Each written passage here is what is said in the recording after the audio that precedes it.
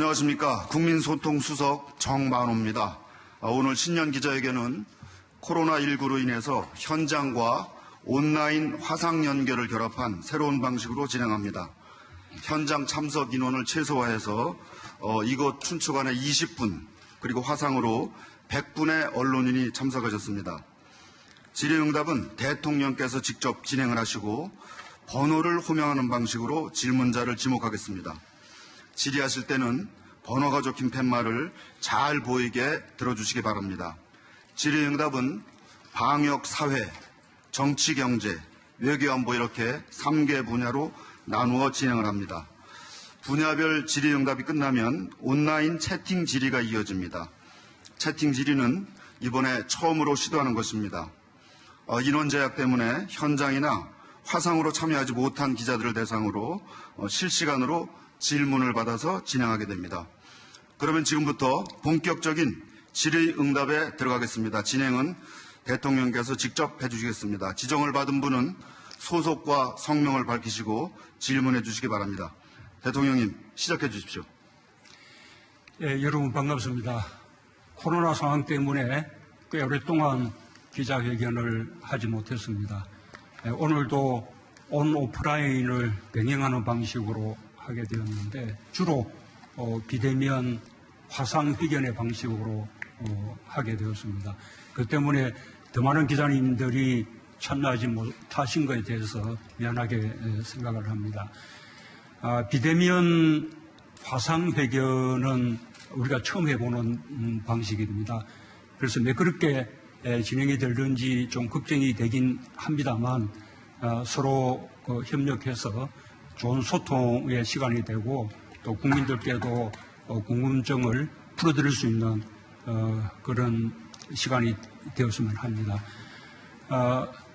지난번에 신년사를 먼저 말씀드렸기 때문에 오늘은 특별히 모두 말씀을 따로 말씀드리지 않고 우리 기자님들 질문 시간을 늘리기 위해서 곧바로 질문에 들어가겠습니다. 화면이 작게 쪼개져 있기 때문에 저는 좀 개인적으로 좀 식별하기가 어려워서 부득불 번호로 이렇게 좀 지명을 해야 될 것 같습니다. 그 점을 양해를 해 주시기 바랍니다. 우선 첫 질문자는 우리 춘추관 기자회견의 오랜 관행에 따라서 우리 기자님들의 간사 역할을 맡고 있는 우리 한국경제신문의 김홍호 기자에게 먼저 이렇게 부탁을 드리겠습니다. 대통령님 안녕하십니까. 청와대 기자단 총괄사를 맡고 있는 한국경제신문 김용호 기자입니다. 먼저 기자단을 대표해서 새해 복 많이 받으시라는 새해 인사를 전하겠습니다. 유례가 없는 온오프라인 신년 기자회견에서 보듯이 올 한 해 동안 코로나19로 온 국민이 어려움을 겪었습니다. 새해에는 다 같이 노력해서 코로나를 극복하고 일상으로 돌아가는 원년이 되었으면 하는 간절한 바람입니다. 그럼 대통령님께서 신년사에서 밝히신 포용과 관련한 현안 질의를 드리도록 하겠습니다. 대통령께서는 지난 11일 신년사에서 일상의 회복, 선도국가로의 도약, 그리고 포용을 새해 화두로 제시하셨습니다. 특히 이 가운데 포용을 두고는 이명박, 박근혜 두 전직 대통령의 사명과 연계한 전망이 이어지고 있습니다. 이낙연 더불어민주당 대표도 사면 건의 가능성을 언급한 데다 지난 14일에는 박 전 대통령에 대한 대법원의 최종 판결이 완료되면서 이에 대한 관심이 더욱 높아지고 있는 것 같습니다.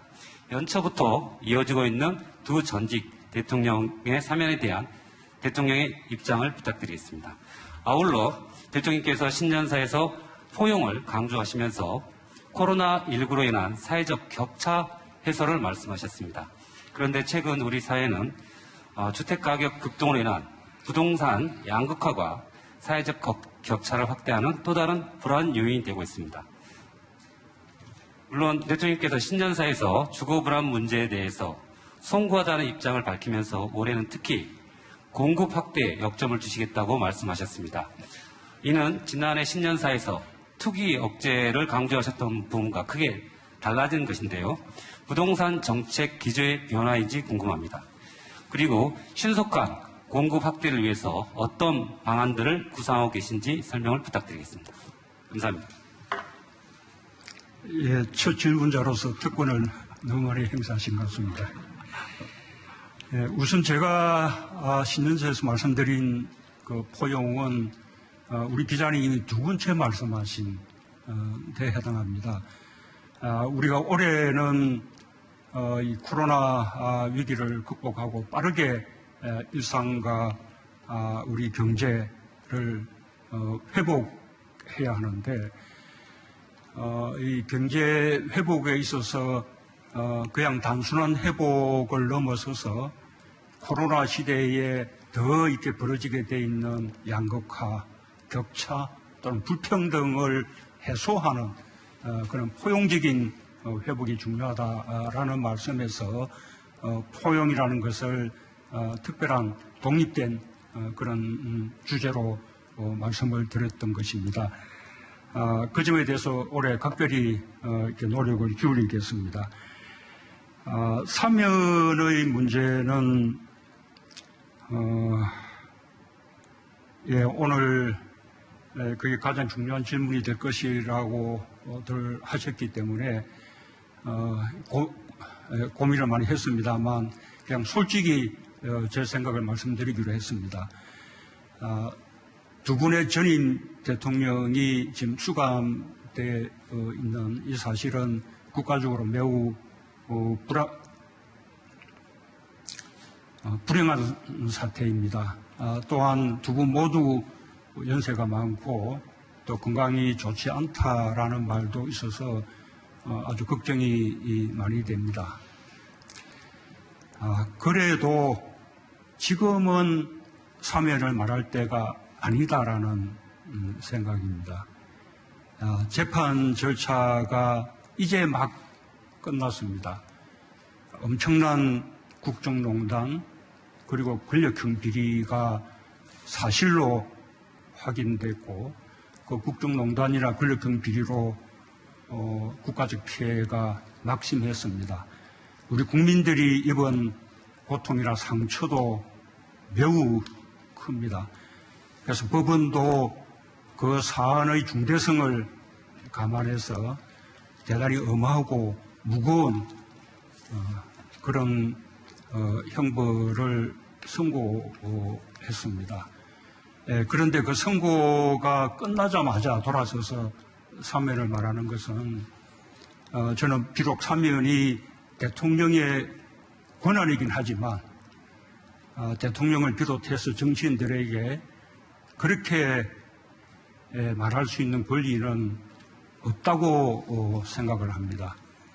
하물며 과거의 잘못을 부정하고 또 재판 결과를 인정하지 않는 차원에서 사면을 요구하는 이런 움직임에 대해서는 국민들의 상식이 용납하지 않을 것이라 생각하고 저 역시 받아들이기가 어렵습니다.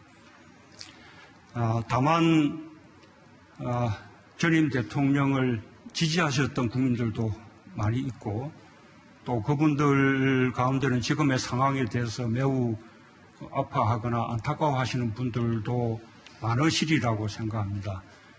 그런 국민들의 아픔까지도 다 아우르는 그런 사면을 통해서 국민 통합을 이루자라는 의견은 충분히 경청할 가치가 있다고 생각합니다. 언젠가 적절한 시기가 되면 아마도 더 깊은 고민을 해야 될 때가 올 것이라고 생각합니다. 그러나 그에 대해서도 대전제는 국민들에게 공감대가 형성되어야 한다는 것입니다. 국민들이 사면에 공감하지 않는다면 이 사면이 통합의 그 방안이 될 수 없다고 생각합니다.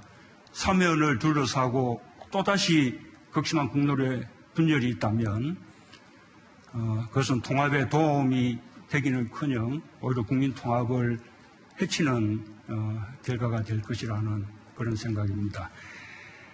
부동산 문제는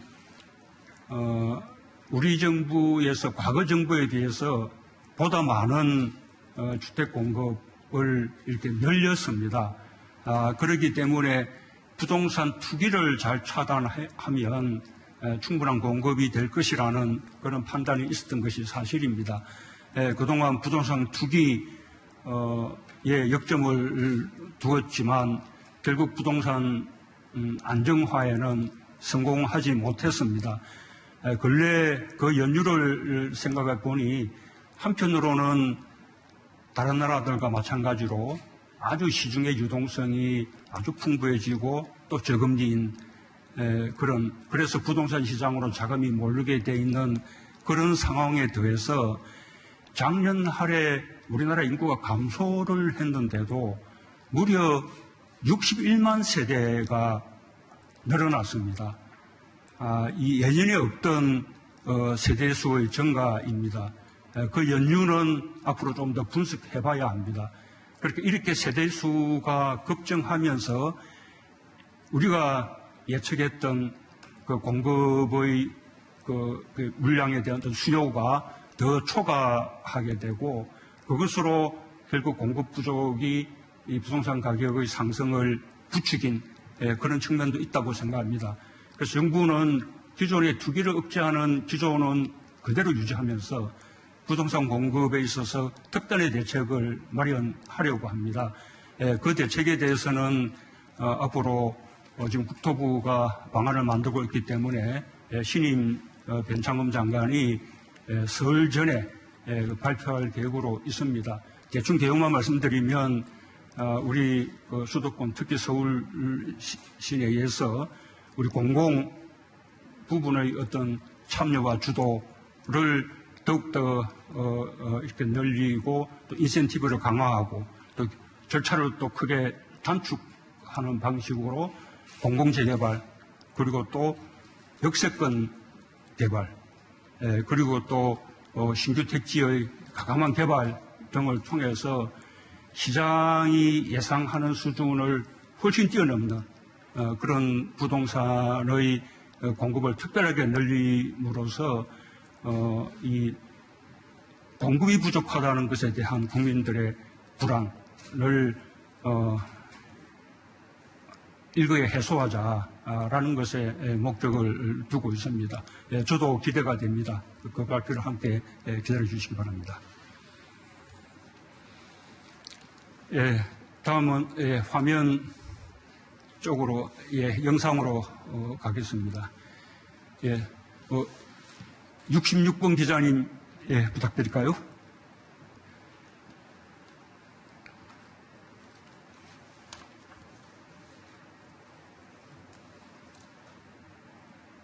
말씀하십시오. 인천일보 이상훈 기자님. 인천일보 이상훈 기자입니다. 새해 복 많이 받으시고요. 먼저 질문할 기회를 주셔서 감사합니다.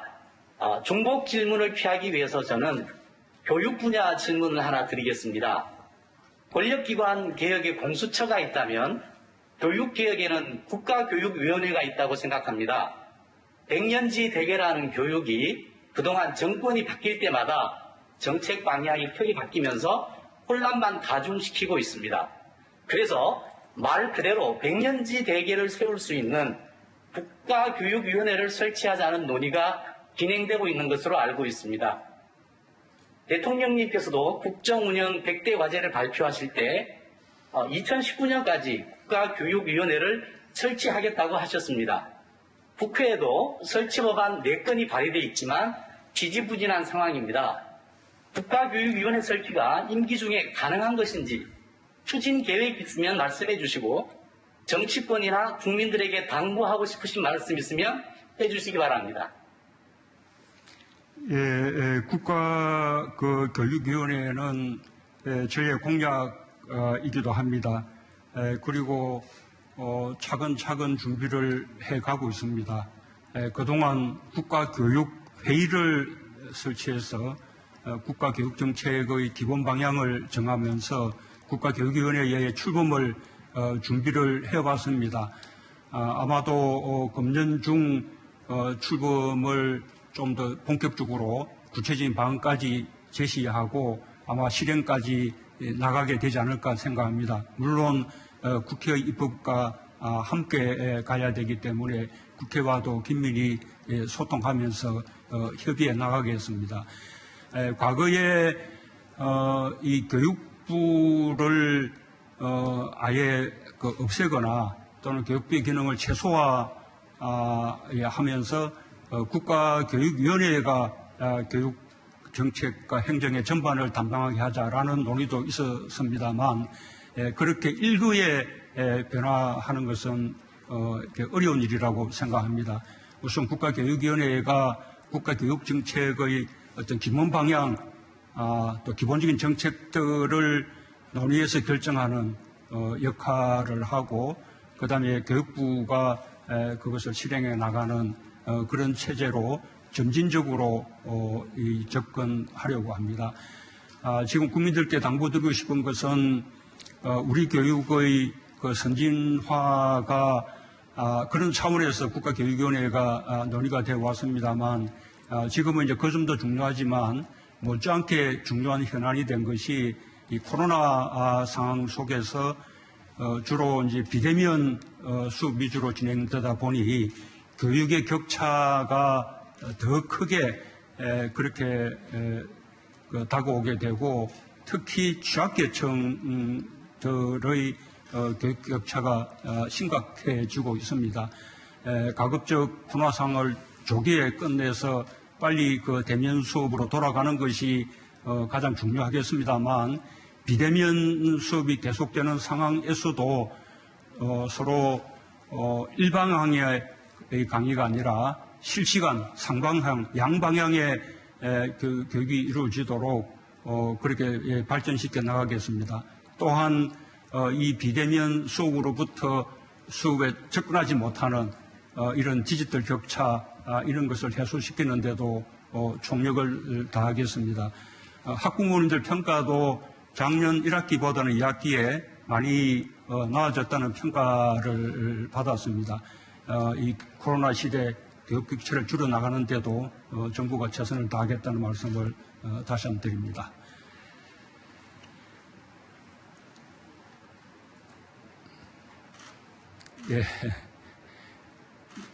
이번에 29번 기자님,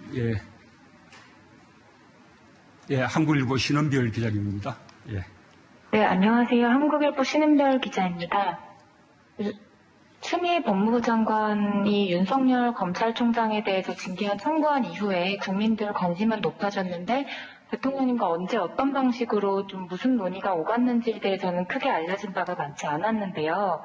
대통령님께서 여러 차례 사과도 하셨고 사안이 어느 정도 일단락되기도 했지만 혹시 바깥으로 드러난 결정들이 대통령님 의사와 어느 정도 일치하는 것인지 또 어떤 논의가 있었는지 궁금합니다.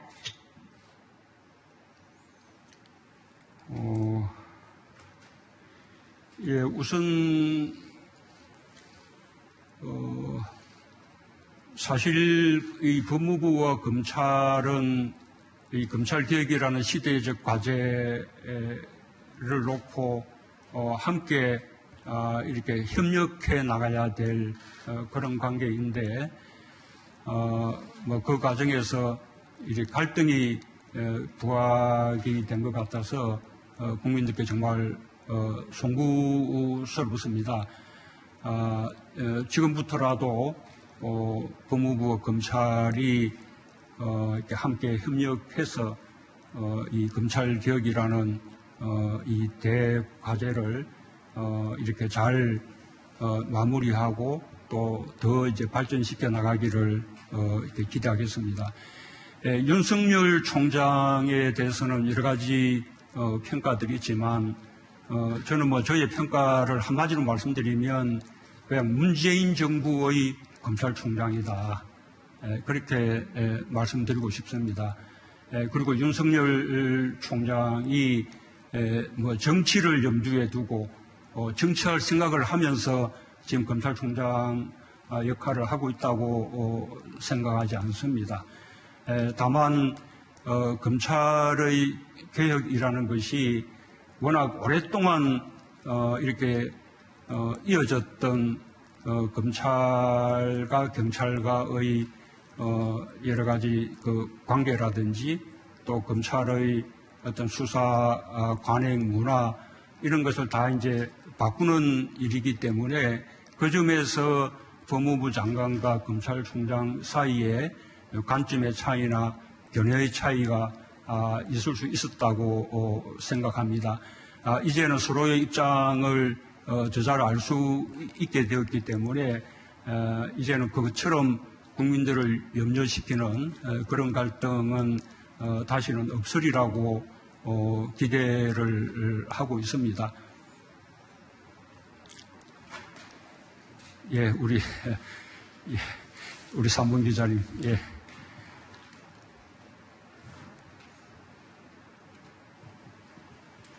뉴시스의 김태규 기자입니다. 개인적으로 3전 4기 끝에 질문할 기회를 얻게 됐는데요. 그 점 감회가 굉장히 새롭습니다. 앞선 질문과 연계된 질문을 좀 드리고 싶습니다. 대통령께서 특별 사면에 대한 입장을 묻는 질문에 굉장히 좀 고민이 많은 표정이 가까이서 보였는데요. 그 연장선상에서 방금 나온 질문과도 좀 연장선상이 좀 연관돼 있다라고 생각을 합니다. 현재 진행형의 검찰 개혁의 관점에서 한명숙 전 총리의 특별 사면과 두 전직 대통령의 사면을 함께 놓고 고민하시고 있는지 궁금하고요. 왜냐하면 대통령께서는 한 전 총리의 구속 당시 검찰의 표적 수사, 정치적 수사에 희생이 된 측면이 없지 않아 있다라고 언급하신 부분이 있었기 때문에 그 부분이 생각이 좀 났습니다. 그래서 시점상으로는 대통령께서 두 전직 대통령에 대한 사면을 지금 언급하는 거는 바람직하지 않다라고 말씀을 주셨었는데, 그러면 혹시 퇴임 전에 결단을 내리실 생각이 좀 있으신지, 한 전 총리와 두 전직 대통령 간에 같이 사면하는 방안을 함께 고민하고 계신지 그 부분 궁금합니다. 예, 저는 개인적으로 한명숙 전 총리님이나 두 분 전임 대통령에 대해서 모두 안타깝게 생각을 합니다. 그러나 제가 개인적으로 안타깝게 생각한다는 것과 또 대통령의 사면권 행사는 엄연히 다르다고 생각합니다. 대통령의 사면권도 국민들로부터 위임받은 것이기 때문에 대통령이 마음대로 이렇게 할 수 있는 것이 아니라고 생각합니다. 아직까지는 그 정치인 사면에 대해서 검토한 적이 없습니다. 앞으로 어떻게 될지는 지금으로서 미리 말하기는 어렵습니다. 그러나 아까 말씀드린 바와 같이 국민들의 공감대에 토대하지 않는 그런 이렇게 대통령의 어떤 일방적인 사면권 행사 이런 것은 지금 어렵다고 생각합니다. 제가 개인적으로 없다는 것만 아니라 그것이 시대적인 요청이라고 생각하고 있습니다.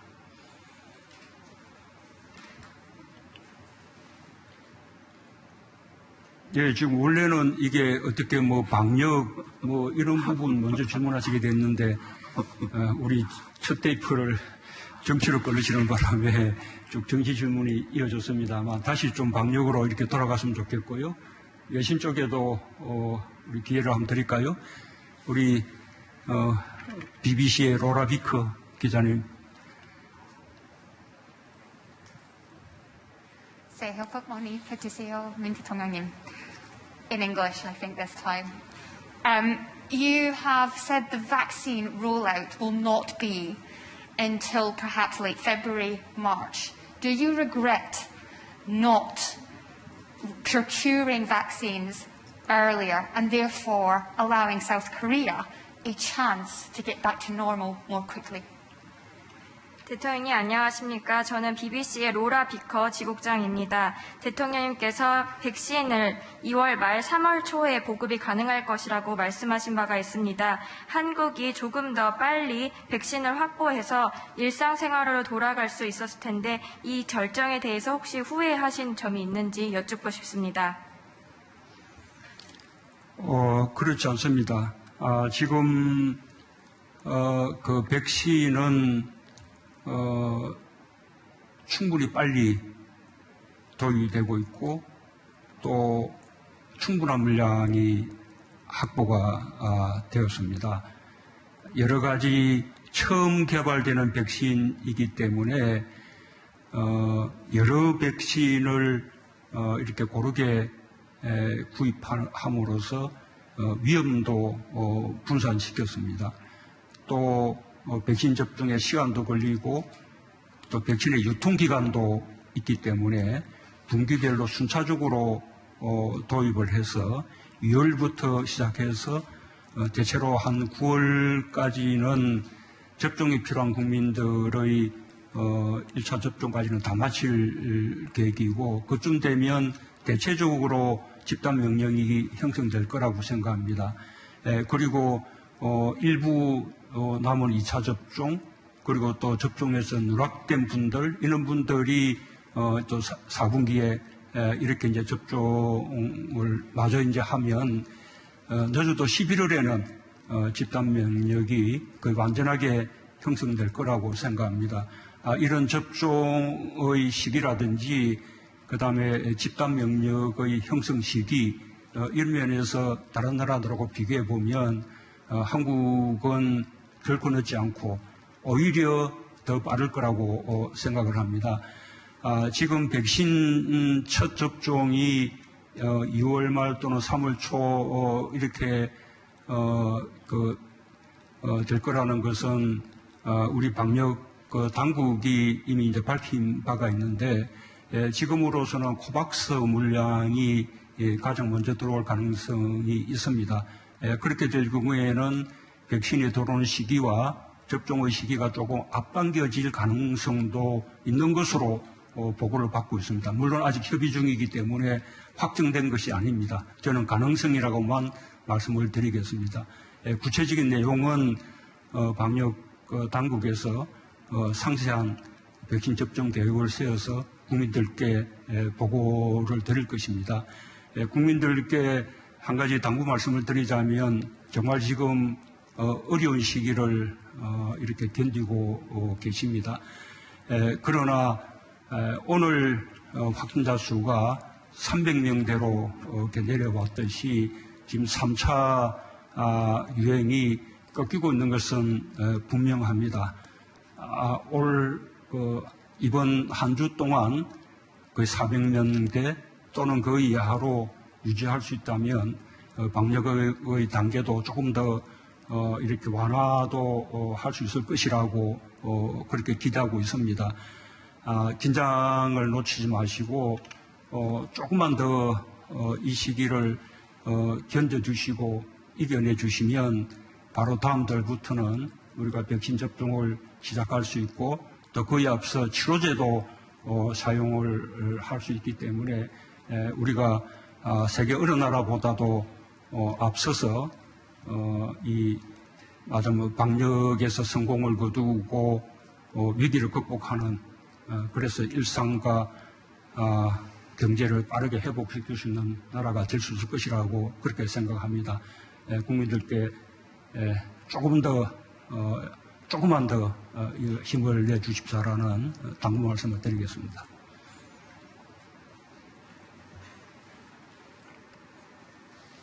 그러면 또 우리 이제 10분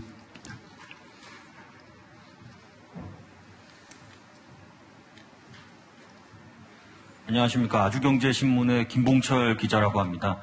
다른 질문은 아니고요. 최근에 그 16개월 된 여자아이가 그 양부모의 학대에 못 이겨 세상을 떠나는 일이 발생해서 전 국민적인 공분을 사고 있습니다. 이후에 대통령님께서도 관련 지시를 하셨고 국회에서 관련 방지법들이 통과가 됐지만 미흡하다는 지적이 나오고 있는데요. 매번 이런 사건이 나올 때마다 그 관련 법들이 급하게 심사가 되고 졸속 입법이라는 이런 지적이 좀 나오고 있습니다. 이 같은 악순환을 좀 막을 수 있는 해법이 있으시다면 좀 말씀해 주시면 감사드리겠고요. 또 아동학대 사건뿐만이 아니라 특정 사건이 있을 때 피해 당사자의 이름이 붙어서 법안명이 이름 지어지는 그런 경우들이 발생하고 있는데요. 그것도 뭐 피해자에 대한 또 다른 2차 피해라는 지적도 나오고 있습니다. 이에 대한 대통령의 생각이 어떠신지 궁금해서 질문 드렸습니다. 예, 우선 우리 김봉철 기자님이 두 번째 말씀하신 부분은 전적으로 공감합니다. 피해자의 이름으로 이렇게 사건을 부르는 것이 아니라 가해자의 이름으로 사건을 부르거나 또는 다른 객관적인 명칭으로 사건의 이름을 부름으로써 피해자에 대한 2차 이렇게 가해를 막는 것이 필요하다고 생각합니다. 그에 대해서는 수사기관에 대해서 특별히 당부를 좀 드리겠습니다만 우리 언론에서도 그렇게 협조를 해주시기 바랍니다. 정말 요즘 아동학대 또 그렇게 해서 죽음에까지 이르게 되는 그런 사건들을 보면서 정말 마음이 아픕니다. 이 국민들 뭐 얼마나 가슴이 아플까 싶습니다. 그에 대해서 우리가 제대로 이렇게 대책들이 마련되어 있지 않았다. 뭐 이런 지적에 대해서 겸하게 받아들입니다. 그동안 있었던 사건들을 우리가 교훈 삼아서 이제 확실한 대책을 마련해야겠습니다. 우선은 학대 아동의 어떤 위기 징후를 보다 빠르게 이제 감지하는 그런 시스템이 필요하고, 그 다음에 또 학대 아동의 그 어떤 의심 상황이 발견이 되면 곧바로 학대 아동을 부모 또는 양부모로부터 분리시키는 그런 조치가 필요하다고 봅니다. 그러자면 그 학대 아동들을 보호할 수 있는 임시보호시설이나 쉼터 같은 것도 대폭 이렇게 확충될 필요가 있습니다. 그리고 또 그 문제를 전담할 수 있는 전문성이 있는 아동학대 전담 공무원을 작년부터 이렇게 설치하기 시작했는데 그 숫자를 대폭 늘려야 할 필요가 있고, 그 공무원을 중심으로 경찰과 학교 또는 그 의료계 또는 시민사회, 아동보호기관 이런 종합적인 이런 논의 시스템을 마련해야 할 것이라고 그렇게 생각합니다. 입양의 경우에도 사전에 그 입양하는 부모들이 충분히 입양을 감당할 수 있는지 하는 그 상황들을 보다 좀 잘 조사하고, 또 초기에는 여러 차례 입양 가정을 방문함으로써 아이가 잘 적응을 하고 있는지, 또 입양 부모의 경우에도 이렇게 마음이 변할 수가 있기 때문에 일정 기간 안에는 입양을 이렇게 뭐 다시 취소한다든지, 또는 여전히 입양하고자 하는 마음은 강하지만 그 아이하고 맞지 않는다고 할 경우에 입양 아동을 또 바꾼다든지, 여러 가지 방식으로 또 입양 자체는 또 위축시키지 않고 활성화해 나가면서 입양 아동을 보호할 수 있는 그런 대책도 필요하다고 생각합니다. 지금 국회에서 활발하게 법안들이 제출되어 있기 때문에 그 국회와 협의해서 아주 그 필요한 어떤 대책들을 조기에 마련하도록 하겠습니다. 예, 위로 올라가서요. 예. 21번 기자님. 예.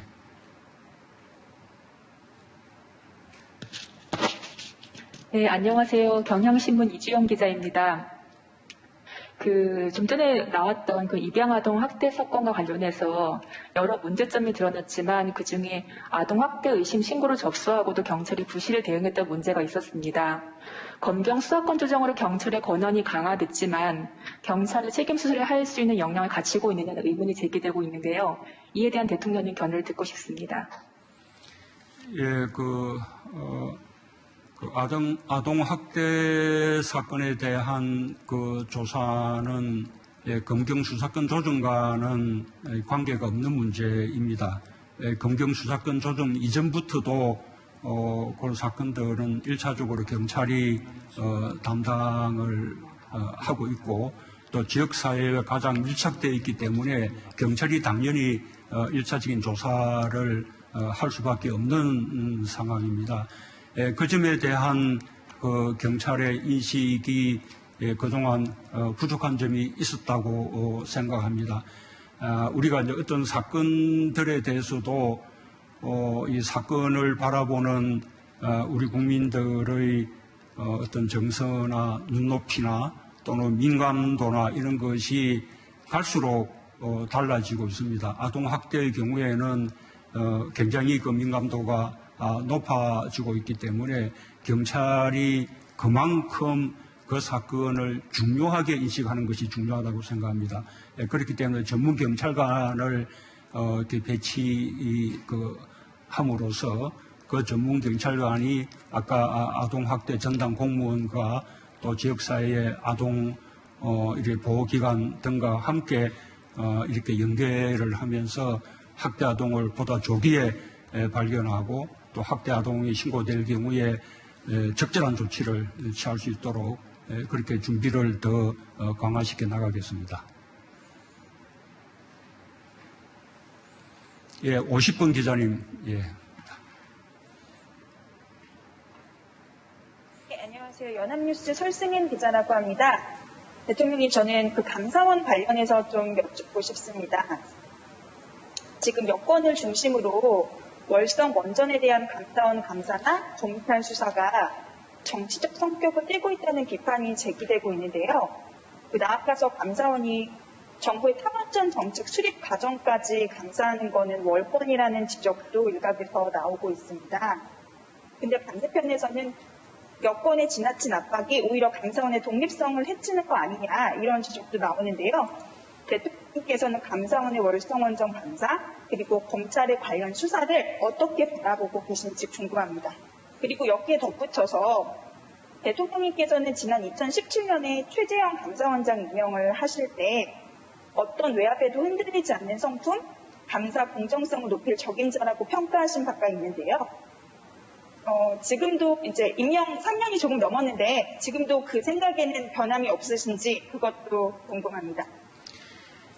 예, 지금 월성 원전에 대한 그 지금의 그 감사는 지난번 1차 감사는 국회 그 상임위원회의 감사 그 요청 의결이 있었습니다. 그에 따라서 이루어진 감사였고 이번의 또 감사는 이 공익감사 청구가 있었기 때문에 그에 따라서 최소한의 범위에서 감사가 이루어지는 것으로 알고 있습니다. 저는 감사원의 감사가 정치적 목적의 감사라고 그렇게 생각하지 않습니다.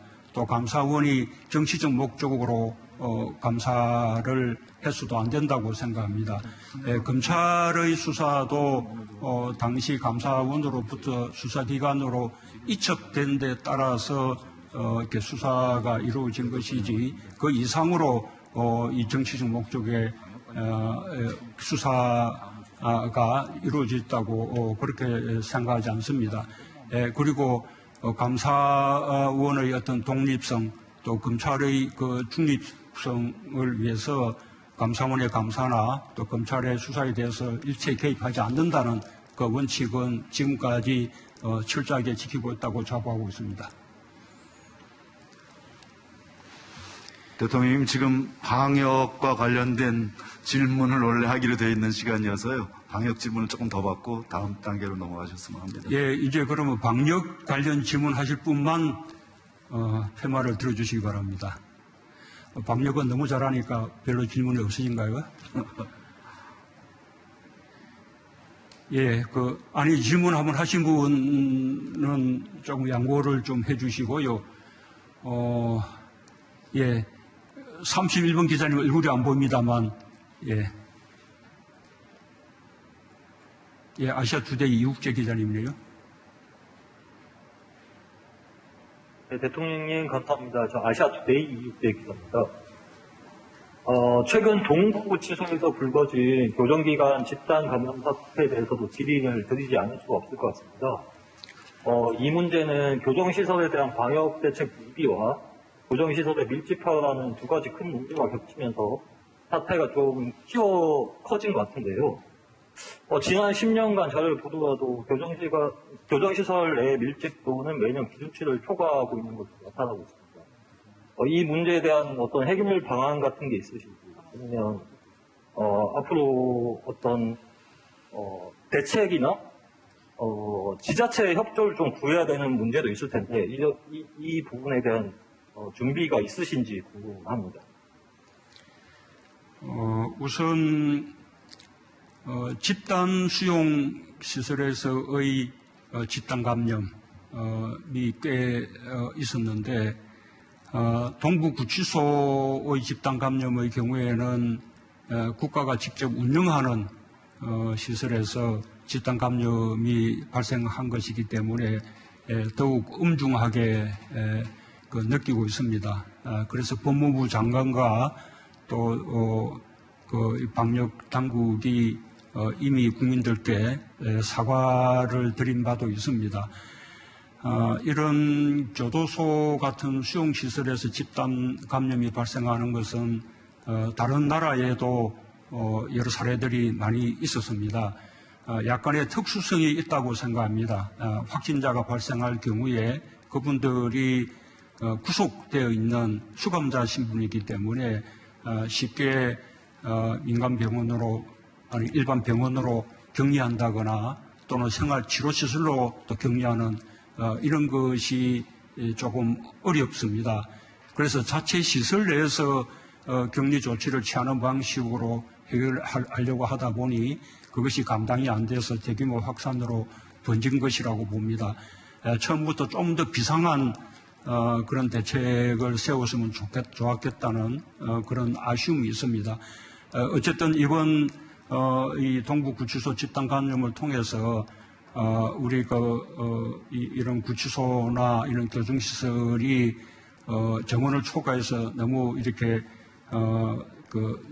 과밀된 그런 상황이라는 것이 드러났고 또 시설 내에서 층별로 이렇게 격리를 하는 이런 이제 방식으로는 확산을 막기 어렵기 때문에 확진자가 발생하면 보다 조기에 확진된 사람들과 그 접촉자들 그리고 또 보다 안전한 분들을 확실히 분리하는 조치 이런 것이 필요하다는 그런 이제 교훈도 얻게 되었습니다. 지금은 이제 동부구치소의 확산이 거의 이제 좀 수그러든 상황입니다만 이번 사건을 교훈으로 삼아서 앞으로 이런 그 집단 어떤 교정시설에서 지금 같은 이런 대규모 확산이 생기지 않도록 정부가 만전을 기하겠습니다. 예, 오른쪽 100번 기자님. 예. 네, 안녕하세요, 대통령님. 홍콩 피닉스TV 김지연입니다.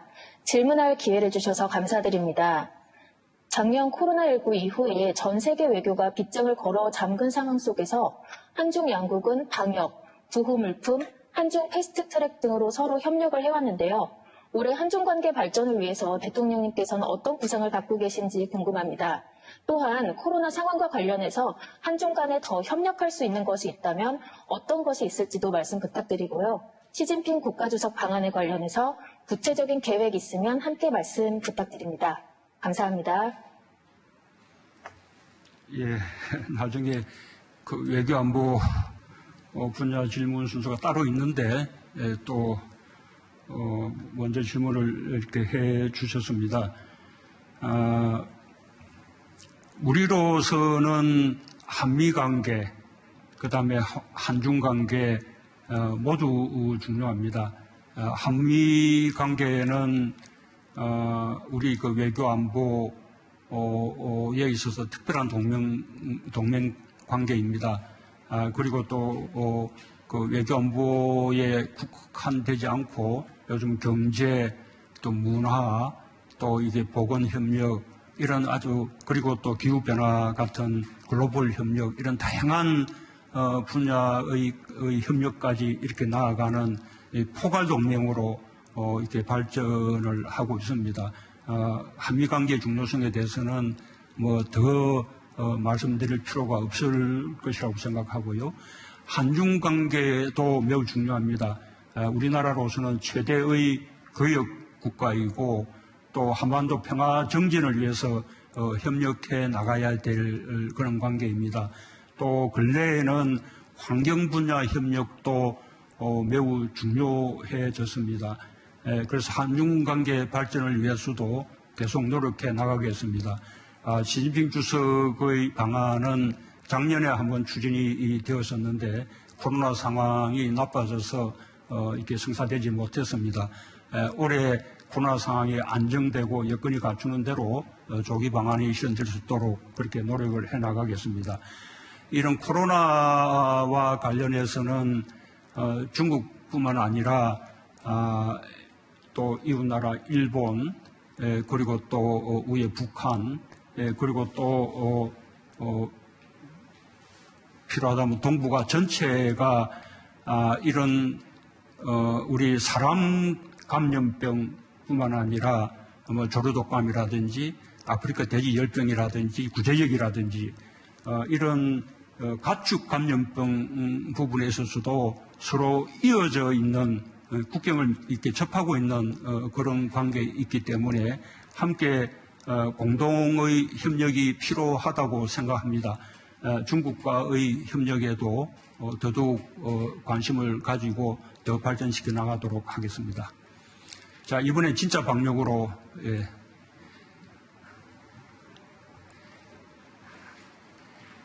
예, 73번 기자님 부탁합니다.